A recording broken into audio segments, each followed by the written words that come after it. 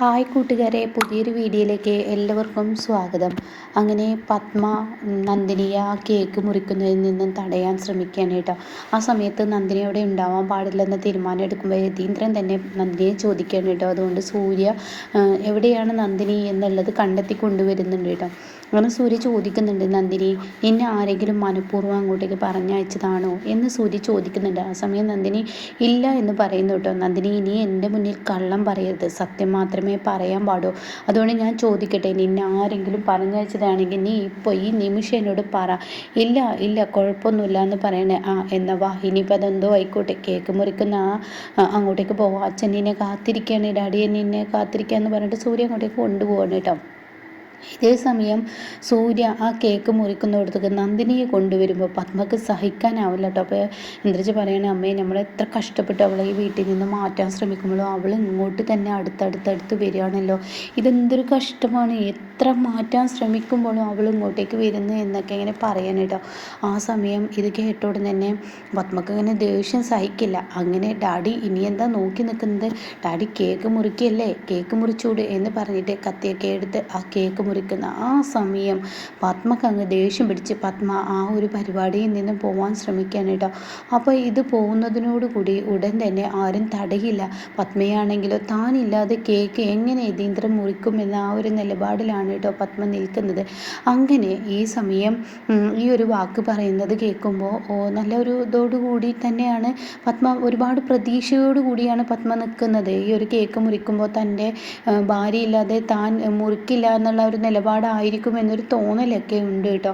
അങ്ങനെ ഈ സമയം ആണെങ്കിലോ യതീന്ദ്രൻ്റെ അടുത്ത് നിന്നും പത്മയും അതുപോലെ തന്നെ ഇന്ദ്രജ, വേദ, വിജയ് ഇവരെല്ലാവരും പോവുകയാണ് കേട്ടോ. എല്ലാവരും പോകുന്നതിനോടുകൂടി ഉടൻ തന്നെ കാര്യങ്ങൾ ആകെ മാറി മറിയുമെന്ന് പ്രതീക്ഷിച്ച പത്മയുടെ മുന്നിലോട്ട് യതീന്ദ്രൻ കാണിക്കുന്നത്, എൻ്റെ സൂര്യ നീ എൻ്റെ ഈ ഇടതുവശത്ത് നിന്നേ, നന്ദിനി നീ വലതുവശത്തോട്ട് നിന്നേ എന്ന് പറയുന്നത് കേൾക്കുമ്പോൾ പത്മ എത്തിച്ച് നോക്കുകയാണ്, മക്കളും എത്തി നോക്കുകയാണ്. ഹോളിൽ തന്നെ പത്മ ഇരിക്കുന്നുണ്ട് കേട്ടോ. അതായത് ലിവിങ്ങിൽ കേക്ക് മുറിയാണെങ്കിൽ ഡൈനിങ്ങിൽ ഇങ്ങനെ പത്മ ഇരിക്കുന്നുണ്ട്. പത്മയാണെങ്കിൽ തന്നെ വിളിക്കുന്ന പ്രതീക്ഷയാണ്. ഇവിടെ ദേഷ്യത്തോടു കൂടി തനിക്ക് സഹിക്കാൻ പറ്റുന്നില്ല, അത്രയും ദേഷ്യമാണ് ഇവിടെ യതീന്ദ്രന് വരുന്നത്. ഒരുപാടായി ഒരു പെണ്ണിനായിട്ട് ഇങ്ങനെ കൊല്ലാക്കൊല ചെയ്യുന്ന, ക്രൂരത ചെയ്യുന്ന, ഇത് ഇനി ഇങ്ങനെ വിട്ടാൽ ശരിയാവില്ല എന്നുള്ള നിലപാട് കൊണ്ട് തന്നെയാണ് കേട്ടോ യതീന്ദ്രൻ താൻ ഇനി ഇത്രയും കാലം തൻ്റെ ഭാര്യ എന്നുള്ള നിലയ്ക്ക് അടിച്ചും ശാസിച്ചും ഇനി ഒന്നും ചെയ്തിട്ടില്ല. അപ്പോൾ അതിനേക്കാൾ നല്ലത് അവൾ അവിടെ ചെയ്തോട്ടെ, അവളുടെ മുഖത്തടിക്കുന്ന പ്രവൃത്തി താൻ ചെയ്യുകയാണ് നല്ലതെന്ന് യതീന്ദ്രനും തോന്നിയിട്ട് തന്നെയാണ് കേട്ടോ യതീന്ദ്രൻ മരുമകളെയും മകനെയും അപ്പുറം ഇപ്പുറം നിർത്തിയത്. ഇത് കാണുന്നതിനോട് കൂടി ഇന്ദ്രജയും വേദയും പറയണം, അമ്മയെ ഇപ്പോൾ അച്ഛൻ നോക്ക്, അമ്മയെ ഒഴിവാക്കി സൂര്യയും നന്ദിനിയെയും ഇടം കൈ വലം കൈ ആയി നിർത്തിയിരിക്കുന്ന നോക്ക്.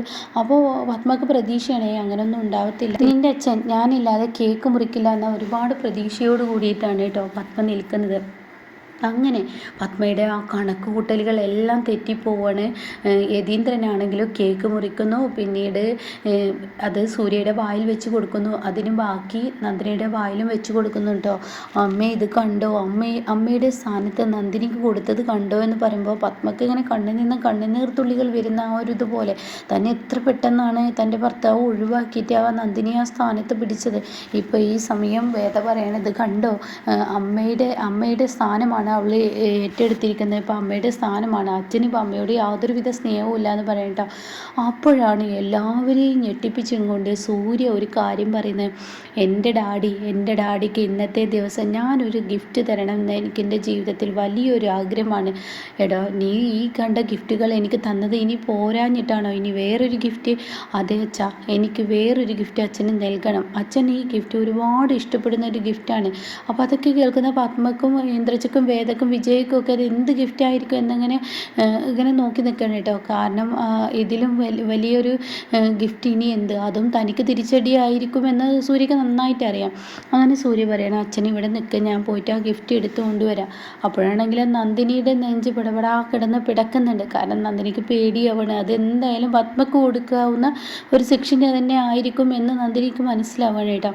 അങ്ങനെ സൂര്യ മുകളിൽ പോയി ആ ഒരു വലിയ തന്നെ അതിനേക്കാൾ ഉയരത്തിലുള്ള അത്രയും വലിയൊരു ഗിഫ്റ്റായിട്ട് താഴോട്ട് വരുമ്പോൾ എടാ സൂര്യ നിന്നെ കാണുന്നില്ലല്ലോ, ഈ ഗിഫ്റ്റ് കണ്ടിട്ട് നിന്നെ കാണുന്നില്ലല്ലോ എന്ന് പറയുമ്പോൾ ഉടൻ തന്നെ സൂര്യ പറയാണ് ഇതെൻ്റെ അച്ഛനെ എന്നും ഓർക്കാവുന്ന അത്രയും വലിയൊരു ഗിഫ്റ്റാണ്. അപ്പോൾ ഇതെന്താണെന്ന് അറിയാൻ പത്മ ഇങ്ങനെ എത്തിച്ച് നോക്കണം. അതുപോലെ ഇന്ദ്രജ, വേദ, വിജയ് എല്ലാവരും എത്തിച്ച് നോക്കുമ്പോൾ ഇതെൻ്റെ അച്ഛൻ തന്നെ പൊട്ടിക്കണം എന്ന് പറയട്ടോ. അങ്ങനെ എല്ലാവർക്കും മുന്നിൽ ആ ഒരു ഇതങ്ങ് പൊട്ടിക്കുന്നതിനോടുകൂടി തൻ്റെ കുടുംബം, അതായത് ഒരു ഫാമിലി ഫോട്ടോ ആയിരിക്കും കേട്ടോ. പത്മ, യതീന്ദ്രൻ, തൻ്റെ രണ്ട് പെൺകുട്ടികൾ, അവരുടെ ഭർത്താവ്, അതുപോലെ സൂര്യയും സൂര്യക്ക് ചേർന്ന് നന്ദിനിയും കെട്ടിപ്പിടിച്ച് നിൽക്കുന്ന ആ ഒരു ഫാമിലി ഫോട്ടോ. അയ്യോ, ഈ ഫാമിലി ഫോട്ടോ അങ്ങ് കാണുന്നതിനോടുകൂടി ഉടൻ തന്നെ ദേഷ്യം സഹിക്കില്ല കേട്ടോ ഈ പറയുന്ന പത്മക്ക്. ദേഷ്യം സഹിക്കില്ല. അപ്പോൾ ഇന്ദ്രജ പറയാണ് അമ്മ ഇത് കണ്ടോ, ഇപ്പം എന്താണ് നമ്മൾ ഒരിക്കലും കാണാൻ ഇഷ്ടപ്പെടാത്ത ഒരു കാര്യമല്ലേ ഇപ്പോൾ ഇവിടെ ഉണ്ടായിരിക്കുന്നത് എന്നിങ്ങനെ പറയുന്നുണ്ട് കേട്ടോ. ആ സമയം ഇത് കേട്ടോടെ തന്നെ താൻ എന്താണ് ഇവിടെ ചെയ്യേണ്ടതെന്ന് അറിയാതെ പത്മ ഇങ്ങനെ നിൽക്കുകയാണ്. അപ്പോൾ വിജയ് പറയണത് ഇപ്പോൾ എപ്പോൾ സംഭവിച്ചു, ഞാൻ അറിഞ്ഞില്ലല്ലോ ഒരുമിച്ച് നിന്ന് ഫോട്ടോ എടുത്തത് എന്നിങ്ങനെ വിജയ് പറയുന്നുണ്ട് കേട്ടോ. ഇതേ സമയമാണെങ്കിലോ നന്ദിനിക്ക് നെഞ്ച് പിടപെടാ കിടന്ന് ഇടിക്കുകയാണ്. കാരണം ഇതിൻ്റെ പേരിൽ ഇനി അടുത്ത പ്രശ്നം വരാനിരിക്കാൻ നന്ദിനിക്ക് നന്നായിട്ട് അറിയാലോ. അതുകൊണ്ട് നന്ദിനിയുടെ നെഞ്ച് കിടന്ന് പിടക്കാണ്. അപ്പോൾ സൂര്യ ചോദിക്കുക ഡാഡി എങ്ങനെയുണ്ട് ഞാൻ തന്ന ഗിഫ്റ്റ്? എൻ്റെ പൊന്നു മോനെ, ഞാൻ ജീവിതത്തിൽ ഏറ്റവും കൂടുതൽ ആഗ്രഹിച്ചൊരു ഗിഫ്റ്റാണ് എനിക്ക് നീ തന്നത്. ഇതുപോലെ ഒരു ഫാമിലി നമ്മുടെ ഒരുമിച്ച് നിൽക്കണമെന്നാണ് ഞാൻ ആഗ്രഹിച്ചത്. അതുകൊണ്ട് ഈ ഒരു ഗിഫ്റ്റ് എല്ലാവർക്കും മുന്നിൽ ഒരു ഭിത്തിയിൽ തന്നെ തൂങ്ങട്ടെ, അതായത് കയറി വരുമ്പോൾ തന്നെ കാണുന്ന വിധത്തിൽ നമ്മുടെ ലിവിങ്ങിൽ അത് തൂങ്ങട്ടെ എന്ന് പറയുന്നു കേട്ടോ. ഇത് കേൾക്കുന്നതിനോട് കൂടി പത്മക്ക് ദേഷ്യമാണെങ്കില അത്രയും ഗസ്റ്റുകളുടെ മുന്നിൽ വെച്ചിട്ട് തൻ്റെ ഭർത്താവിനെ തനിക്ക് എതിർക്കാനും പറ്റത്തില്ല. അങ്ങനെ ഒരു സിറ്റുവേഷനിലായി പോകണം കേട്ടോ. അങ്ങനെ ഈ പത്മയും അതുപോലെ സൂര്യയും കൂടി ആ ഒരു കയറി വരുന്ന ആ ഭാഗത്ത് തന്നെ നന്ദിനിയെ ഒരുമിച്ചുള്ള ആ ഒരു ഫോട്ടോ വെക്കുമ്പോൾ ശരിക്കും പറഞ്ഞാൽ താനൊരു എല്ലാവർക്കും മുന്നിൽ പറ്റൊരു കൊച്ചായി പോയതുപോലെ നന്ദിനിക്ക് ഇങ്ങനെ പത്മയ്ക്ക് ഇങ്ങനെ തോന്നണം കേട്ടോ. അങ്ങനെ പത്മയാണെങ്കിലോ റൂമിലോട്ട് ചെല്ലുമ്പോൾ ഉടൻ തന്നെ ഇന്ദ്രജയും വേദയും വന്നിട്ട് പറയണേ അമ്മേ ഇപ്പം എന്ത് ചെയ്യുന്നതും നമുക്കാണ് തിരിച്ചടി, അവൾക്ക് യാതൊരുവിധ തിരിച്ചടിയില്ല. അപ്പം നമുക്ക് എന്ത് ചെയ്താലും അത് നമുക്ക് തന്നെയാണ് കിട്ടുന്നത്. അപ്പോൾ അതുകൊണ്ട് ഇനി അവ അടങ്ങിയിരിക്കായിരിക്കും നല്ലത്, എന്തിനാണ് ഇനി അവൾക്കിട്ട് പണി കൊടുക്കുന്നത്? അപ്പോൾ വിജയ് പറയാം എൻ്റെ സംശയം അതല്ല, നിങ്ങളെല്ലാവരും എങ്ങനെ എന്നെയും ഒപ്പിച്ചിട്ട് ആ ഫോട്ടോ എടുക്കാൻ പോയി, പക്ഷെ ഞാനത് അറിഞ്ഞില്ലേ, ആ ഫോട്ടോ എടുത്തത് ഞാനത് അറിഞ്ഞില്ല എന്ന് പറയുമ്പോൾ ഉടൻ തന്നെ ദേഷ്യം പിടിക്കാൻ കേട്ടോ വേദ പറയണേ ഇപ്പോഴത്തെ പുതിയ മാറ്റങ്ങളൊന്നും നിങ്ങൾ അറിഞ്ഞില്ലേ, അതൊക്കെ ഈ കമ്പ്യൂട്ടറിൻ്റെ വിദ്യകളാണ്, AI വെച്ചിട്ട് പരീക്ഷിക്കുന്ന ആ ഒരു ഫോട്ടോ ഫ്രെയിമാണ് നിൻ്റെ ഏട്ടൻ എന്ന് പറയുന്ന സൂര്യ ഉണ്ടാക്കിയിരിക്കുന്നത്. എൻ്റെ അമ്മക്ക് കൊടുക്കാവുന്ന ഏറ്റവും വലിയ ശിക്ഷയാണ് ഈ കൊടുത്തിരിക്കുന്നത്. അമ്മക്ക് മാത്രമല്ല ഈ കുടുംബത്തിന് മൊത്തം. എന്തായാലും അമ്മ ഈ നാട്ടുകാരും നന്ദിനി തൻ്റെ മരുമകളല്ല എന്ന് പറയിപ്പിക്കാൻ ശ്രമിക്കുമ്പോൾ കൂടുതൽ മരുമകളാണെന്ന് അറിയുന്ന ആ ഒരു സീനിലോട്ടാണ് ഇപ്പോൾ കാര്യങ്ങൾ പോയിക്കൊണ്ടിരിക്കുന്നത് എന്നൊക്കെ ഇങ്ങനെ പറയാൻ കേട്ടോ. അപ്പോൾ ഇങ്ങനെയൊക്കെയുള്ള ഒരു എപ്പിസോഡാണ് ഇനി വരാനിരിക്കുന്നത്. എന്തായാലും ഇതൊക്കെ കുറച്ച് കഴിയുമ്പോഴേക്കും എത്തും. ഓരോ ദിവസം പത്മ വീട്ടിൽ ആരുമല്ല എന്നുള്ളത് ആയി തുടങ്ങിയുമ്പോഴാണ് പത്മയ്ക്ക് ഇനി താൻ എത്രത്തോളം അഹങ്കാരിയായിരുന്നു എന്നുള്ള സത്യം ഇനി തിരിച്ചറിയാൻ പോകുന്നത് കേട്ടോ.